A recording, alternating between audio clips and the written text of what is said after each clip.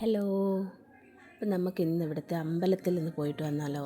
ഇവിടെ ഭോപ്പാലിൽ ഞങ്ങൾ പോകുന്നൊരു അമ്പലമുണ്ട്, അയ്യപ്പസ്വാമി ക്ഷേത്രം. അവിടേക്ക് ഇന്ന് പോകാമെന്ന് വിചാരിച്ചു. പോകാമെന്നൊക്കെ വിചാരിച്ച് രാവിലെ തന്നെ വിചാരിച്ചു. ഉച്ച കഴിഞ്ഞപ്പോൾ നല്ല മഴയായിരുന്നു കേട്ടോ. വേനലിൽ നല്ലൊരു അടിപൊളി മഴ കിട്ടി. ഇതിക്ക് മുന്നേ ഭയങ്കര കാറ്റൊക്കെ ആയിരുന്നു. വൈകുന്നേരം പോകാൻ പറ്റുമോ എന്നൊരു സംശയം ഉണ്ടായിരുന്നു. എന്നാലും ഞങ്ങൾ പോകണമെന്ന് തീരുമാനിച്ചു. പക്ഷേ പോകാറായപ്പോഴത്തേക്ക് മഴയൊക്കെ കുറഞ്ഞു കേട്ടോ.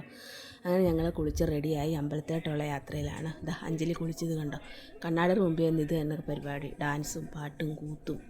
അമ്പലത്തിൽ പോകേണ്ട സന്തോഷമായിരിക്കും. ഇവിടെ അങ്ങനെ എപ്പോഴും ഒന്നും പോകില്ല, കാരണം നല്ല ദൂരമുണ്ട്. മാസത്തിൽ ഒരു പ്രാവശ്യം, ചിലപ്പോൾ 2 മാസം കൂടുമ്പോൾ 1-ാം തീയതിയൊക്കെ വരില്ലേ, മലയാള മാസം 1-ാം തീയതി അങ്ങനെ പോകും. പിന്നെ വിശേഷ ദിവസങ്ങളിൽ പോകും. എന്തെങ്കിലുമൊക്കെ വിശേഷമുള്ള മണ്ഡലകാലം തുടങ്ങുമ്പോഴോ രാമായണ മാസകാലം തുടങ്ങുമ്പോഴൊക്കെ ഞങ്ങൾ പോകും.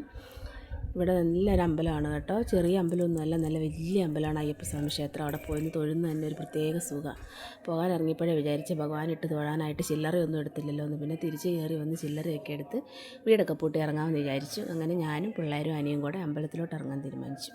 മഴയൊക്കെ മാറി അന്തരീക്ഷമൊക്കെ തെളിഞ്ഞു. പക്ഷേ എന്നാലും മഴ കഴിഞ്ഞതുകൊണ്ട് നല്ലൊരു മൂടലുണ്ടായിരുന്നു. ഞങ്ങളുടെ ഇവിടെ റോഡ് പണി നടക്കുന്നതുകൊണ്ടാണ് ഇങ്ങനെ വൃത്തികേടായിട്ട് കിടക്കുന്നത്. അടുത്ത് തന്നെ ടാറിടും കോളേജിലോട്ടുള്ള വഴി. ബാക്കിയൊക്കെ മെയിൻ റോഡ് തന്നെയാണ്. അങ്ങനെ ഹൈവേ കയറി ഞങ്ങൾ നേരെ അമ്പലത്തിലോട്ടുള്ള യാത്രയിലാണ്.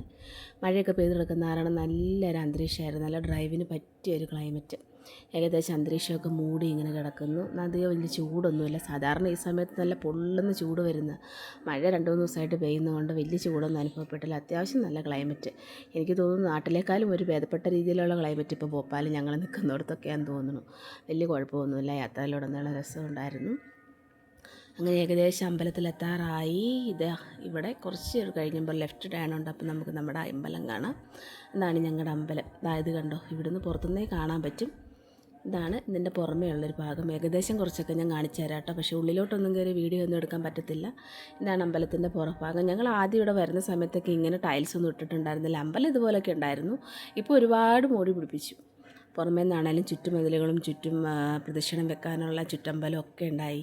ഒത്തിരി മാറ്റം വന്നു. പക്ഷേ എന്താണെന്നറിയത്തില്ല, അവിടെ തൊഴുത് നിൽക്കുമ്പോൾ നല്ലൊരു സുഖമാണ്, ഒരു പ്രത്യേക വൈബാണ്. നമ്മൾ നാട്ടിലൊക്കെ പോയി പ്രാർത്ഥിച്ചിരിക്കും പോലെ തന്നെ തോന്നും. ഇവിടെ ഒരുപാട് അമ്പലങ്ങൾ വേറെയുണ്ട്, ഗണപതിയുടെയും ദേവിയുടെയും ഒക്കെ. പക്ഷേ അവിടെയൊക്കെ പോയി നമുക്കെന്തോ അങ്ങനത്തെ ഒരു ശീലമില്ലാത്ത കാരണം നമുക്ക് നമ്മുടേതായ ഒരു അന്തരീക്ഷം തൊഴുമ്പോഴേ ഒരു മനസ്സിനൊരു സുഖം ഉണ്ടാവുള്ളൂ. അതെന്തായാലും ഇവിടെ ഉണ്ട്. അപ്പം ഞങ്ങളുടെ അമ്പലമൊക്കെ എല്ലാവരും കണ്ടില്ലേ, എങ്ങനെയുണ്ട്? ഇവിടെ നോർത്തിലാണെങ്കിലും ഇങ്ങനെയുള്ള സെറ്റപ്പൊക്കെ ഉണ്ട്. നല്ല രസമാണ്. ഭോപ്പാലാന്ന് ഇവിടെ ഒന്ന് വന്നു നിന്നാൽ നമ്മുടെ ഭോപ്പാലാണെന്ന് തോന്നത്തേയില്ല. ശരിക്കും നാട്ടിൽ നിൽക്കുമ്പോൾ തന്നെ ഒരു ഫീലാണ്. അപ്പോൾ എന്തായാലും ഇന്നത്തെ അമ്പലത്തെ യാത്ര ഇവിടെ അവസാനിച്ചു. ഞങ്ങൾ അമ്പലമൊക്കെ കണ്ട് തൊഴുതിറങ്ങുകയാണ്.